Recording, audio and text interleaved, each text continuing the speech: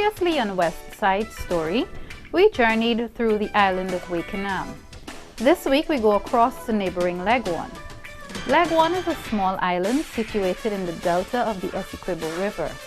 It is shaped like a gull wing and is 9 miles long and 2 miles wide at its widest. Hi there, Guyana. Welcome to this week's edition of West Side Story. This week we begin our edition by taking you on a semi-journey right here on the island of Leguan. The last time we met we were at Leguan. This week we're on Leguan, and we're focusing on some of governmental projects, some of those developmental projects aimed at bettering the lives and providing that good life for all Guyanese, as His Excellency President of the Cooperative Republic, Brigadier David Granger, has promised Guyana. So stay with me on this week's edition of West Side Story as I take you through that journey, and we will highlight some of those projects and ongoing works right here on the island of Leguan. This is West Side Story. Leguan is home to the Regional Government Office for the Essequibo Islands and is served by the Guyana Department of Transport and Harbors. Many Leguan residents travel to shop at Burrito Market on Thursdays and Sundays. Occupations on the island of Leguan include government administration, teaching, healthcare, and policing. Leguan has 5 primary schools and 1 secondary school. The secondary school currently serves about 300 students in grades 7 through 11 or forms 1 through 5. Today we begin with focus on development in the health sector at Leguan.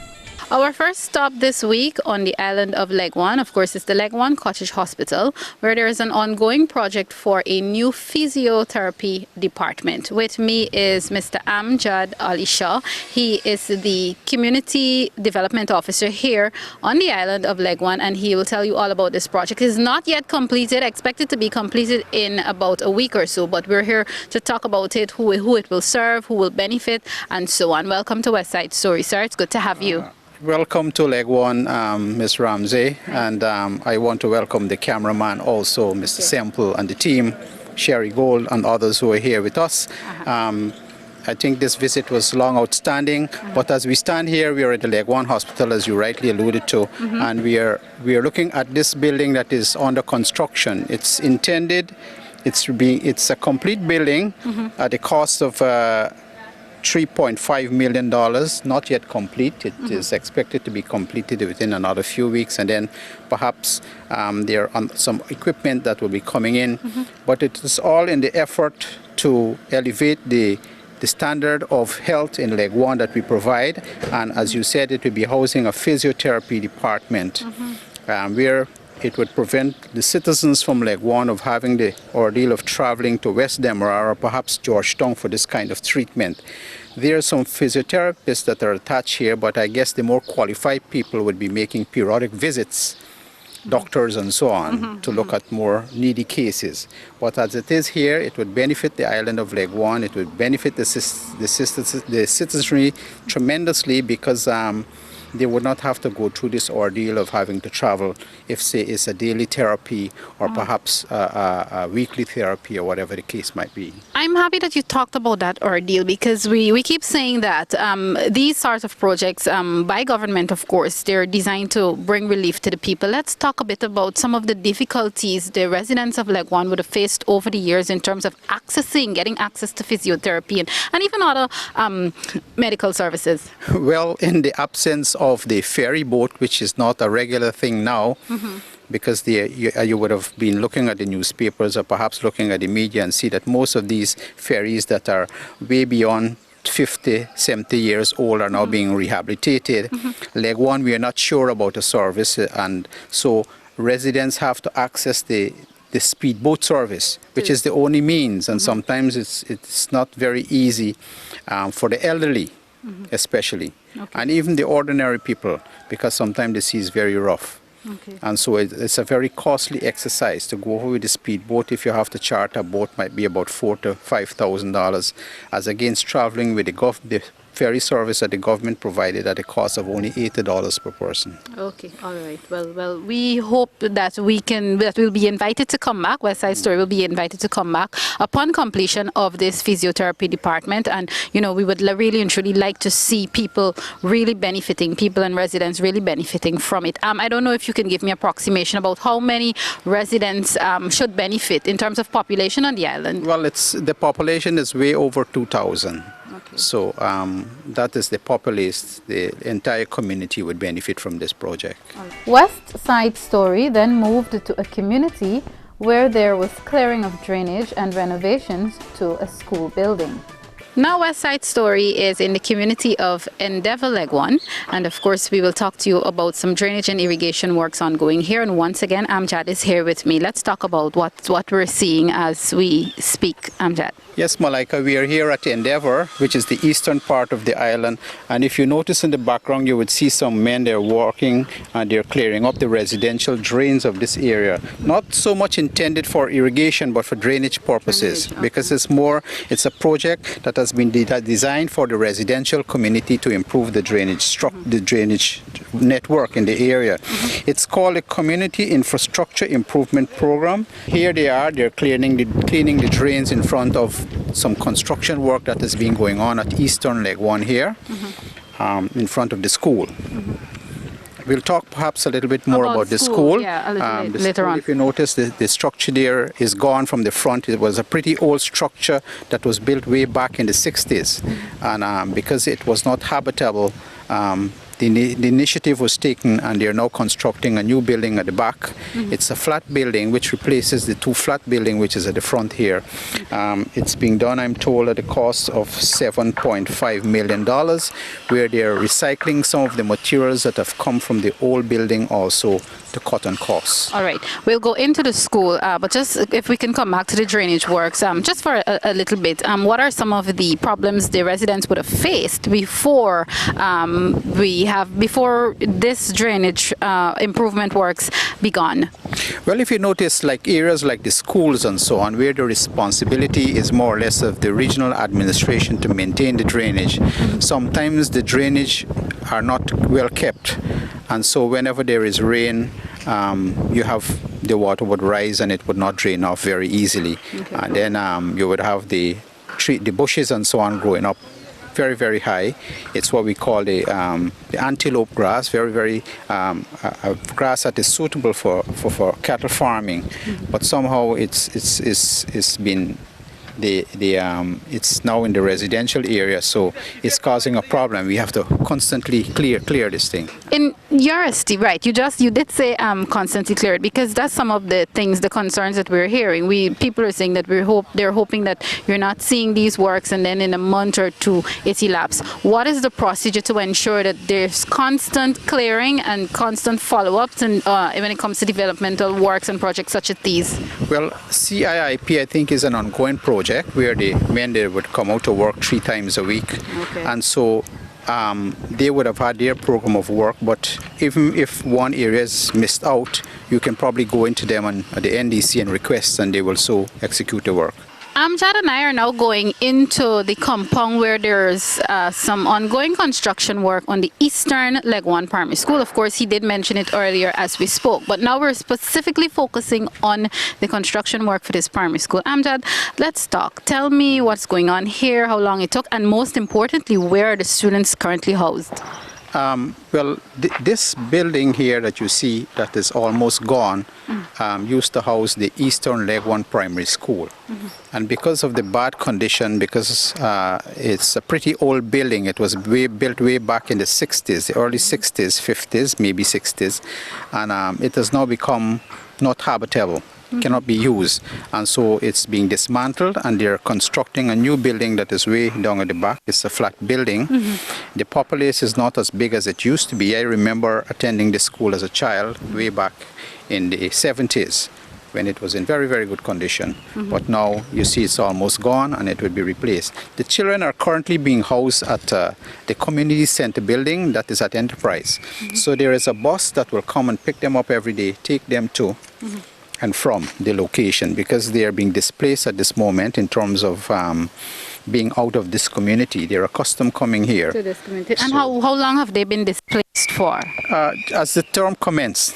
As the term commenced. And September term? I'm told that this building should be completed within another 2 months, so I guess by then, I'm not quite sure it would be on stream for the upcoming term. But that is the hope.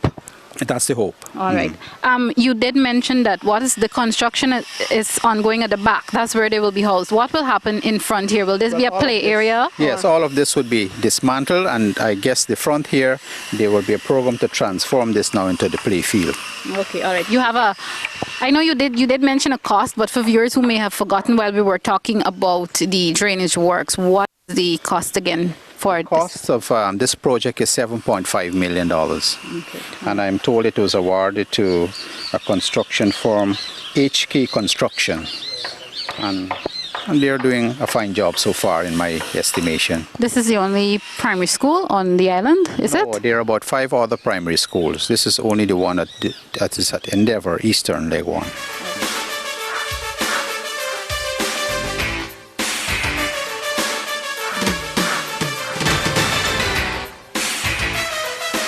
As you can recall, one of the main aims of the current administration, that's the APNU-AFC government, is to build bridges, link communities, and of course promote social cohesion. And in order to achieve the goal of social cohesion and national unity, there must be some sort of community integration. We're still here in the community of Endeavor. Of course, that is Leguan, and now we're at a bridge that is in Endeavor, and one of the things the bridge will do is to link one area to another and ensure that there's a sort of integration going on. So here now I'm going to talk with Amjad again, and Amjad is going to tell you about the bridge, the cost to build the bridge. And just keep in mind, as we're focusing on these various projects in the community of Leguan, on the island of Leguan, most of the projects that we focused on thus far for this edition of West Side Story have not yet been completed. But we're just taking you on a journey to show you that government works to develop our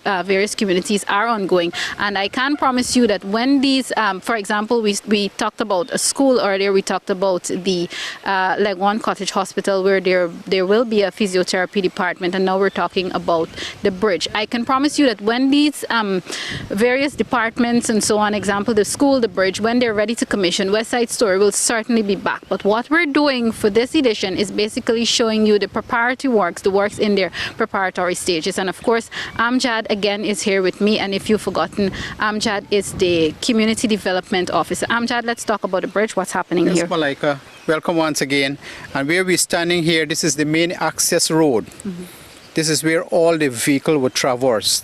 And because of the bad condition of the bridge, it was removed and placed where Sherry is walking on the other side. If the cameraman could go across, and there is a makeshift access, what we call a makeshift access. This work started approximately a month ago, and it's been done at a cost of $6 million, I understand, and it provides the link between this area and that area. If you notice, there is a main canal, and this canal leads right, this is the main drainage canal that leads right up to the Endeavor Coca, which was built some years back. And this is the drainage canal which drains both the residential as well as the cultivation area. Where Sherry is standing over there, you will see that there is a culvert, and that provides the drainage for the residential area. But this is the main drainage area, and some irrigation water also goes through in the case of rice. When there is a dire need, they will elevate the door and they will get water so that they can go on with the cultivation of the rice. The scheme in Leguan proper is not designed for irrigation, but sometimes we have to absolutely use it to get water to the farmers to bring relief to them. So this is a good initiative. This would be lasting. This is a concrete structure, and in terms of maintenance, I think it would be negligible, because if it is a wooden bridge, sometimes they go bad very quickly. But if you notice here, this is a concrete structure, and this was go on for a very, very long time. Maybe it would take years. All right, before I talk to Amjad some more about the bridge, viewers, Amjad just said a month. Works would have been ongoing a month. Unfortunately or fortunately, by the time you see this edition of West Side Story, that time would have elapsed. So when Amjad said about a month ago, he is talking about November 2015, because as we're recording West Side Story, this edition of West Side Story is actually being recorded in December of 2015. Amjad, let's talk a bit more about the bridge and what was happening even before this new bridge was constructed, the challenges and so on. I like to highlight the challenges too, because I like people to know what sort of relief these government projects are bringing to the people and the residents of this community. Like I said, Malika, the wooden structures have a way of deteriorating very fast. And so in terms of maintenance and access, when the bridges go bad, you cannot traverse with heavy equipment. Now that it is concrete, as I rightly told you, it would provide for a more effective and efficient means of access where the maintenance would be almost negligible. As it is here, they have to allow it for curing period, where the concrete has to cure so it can develop strength. So I'm told by the engineer that as soon as that period is over, they're going to do the approaches and they're going to commission this project. You talked about rice and so on. What are the main products or yes, agriculture products that Leguan produce? Well, Leguan is into rice and cattle and catch crop farming, but a vast amount of the lands are being used for rice cultivation. And as you will know right now that the market is not very lucrative. We have some problems with the market. I'm hoping that it can be solved, that the various agencies that are responsible for marketing our rice can really have it. But as it is right now, that's one of the major challenges that we have. The prices are not as attractive as it used to be in terms of rice cultivation. But the farmers are still determined, and so we have to still provide the infrastructure and the necessary works so that they can continue the rice cultivation. Because like sugar, if you were noticing, rice does not receive a subsidy from the government.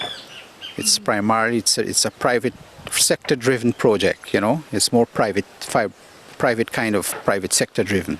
Okay. Where small farmers would cultivate their own plot at their own expenses, and they will send the final product, which is the paddy, maybe to the miller or to the export market, and then they recover back the costs. There is also major focus on sea defense in the island of Leguan. Just to highlight, viewers, yes, I'm being very biased here. This is a project by the government, the current government of Guyana, that is the APNU AFC administration. Before the current government took on this project, how long was were the residents actually of Leguan suffering? Well, I would say over 20 years, Malika, because if you look here, it's an earthen dam, which is an indication that nothing was done in the sea defenses for this project. So if you notice, it's all new work. Were you ever given an explanation as to what would have been the difficulties of not taking on such a project? Is it the lack of funds? Well, sometimes they will tell you that it's lack of funds and so many other things. Okay. But this sea defenses in Leguan remains a priority, and I'm glad that the government has taken the initiative to at least start with this one. I'm told that there are two other projects, one at Endeavour and another at Blenheim, which is scheduled to start soon. Okay. Well, I hope when West Side Story comes back to Leguan, we can indeed get some of the residents themselves. I mean, yes, Amjad is a resident, but it would be good to get some of the residents themselves to come out and talk to us about how they will benefit from these various projects, especially the sea defense project. And of course, today, you know, today is a weekday. It's a Tuesday actually when we're shooting West Side Story, so it's very difficult to get some of the persons, get residents, because people are at work and so on. But it really is good, and I would really love to hear from the residents about how they will benefit. We are, if he's brave enough, we are going to get one of the residents to come up and tell you something about the project, how he feels about the project, because if you notice, he lives right across there where this work is being done. Imran is yes, Imran Bacha, he's one of the residents who will benefit. Let's talk about the sea defense work ongoing. Yes, I think the contractor is doing a wonderful job, and I think the people in the village really appreciate that the sea defense will be done, because, you know, during the high tide we just have a slight overtopping. So I think everybody would really appreciate it. How do you, well, we're happy that you're getting this relief, but how do you usually cope when there's overtopping? What are some of the challenges? Well, it doesn't really happen often, but this project it should have been done. it's a good project. All right. Okay, great. Thank you. Well, you heard it from Imran here himself, speaking on behalf of the residents here, the fact that they will all benefit from this and benefit in a very good way. Of course, this is West Side Story, and we are on the island of Leguan for this edition.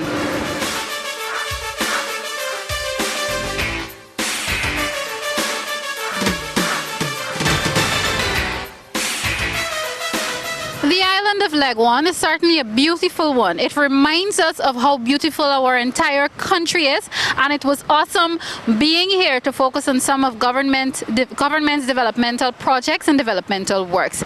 As these projects continue to take shape, West Side Story will certainly visit here again. But of course, this is the part where we have to wrap up this segment for this week's edition of West Side Story. I will be back as we bring to you another community on this week's edition of West Side Story. Stay with West Side Story.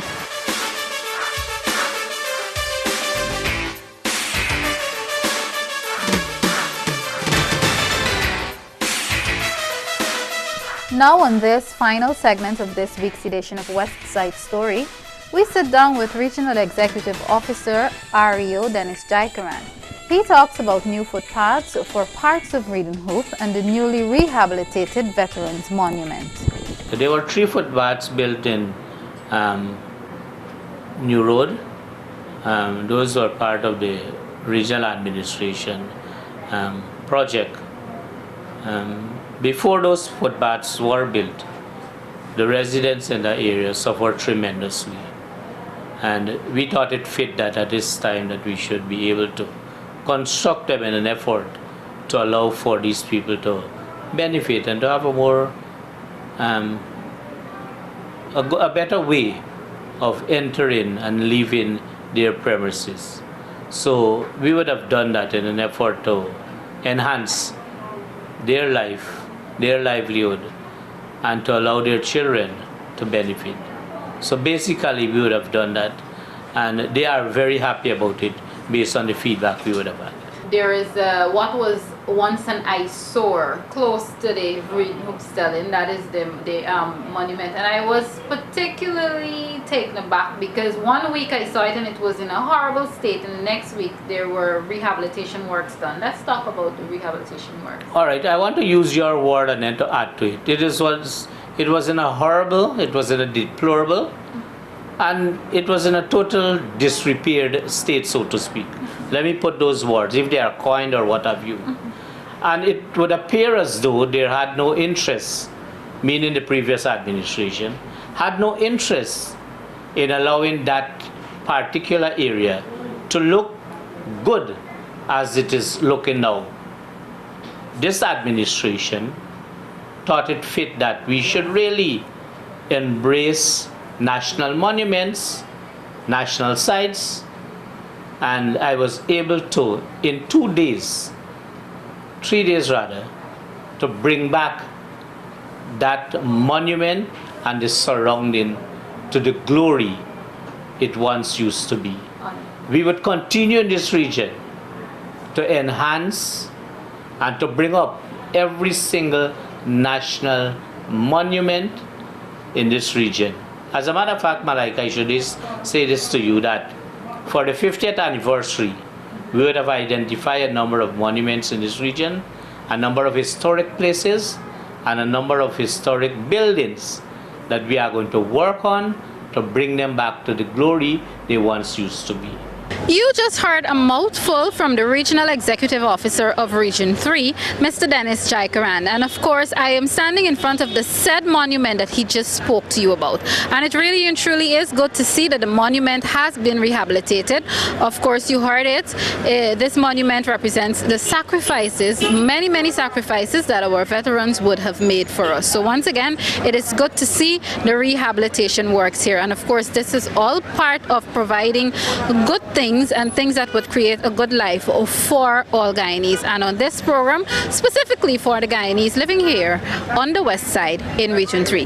This is where I have to take my leave from this week's program of West Side Story. I am Malika Ramsey, and I invite you to join me again for the next edition. Do take care. Goodbye.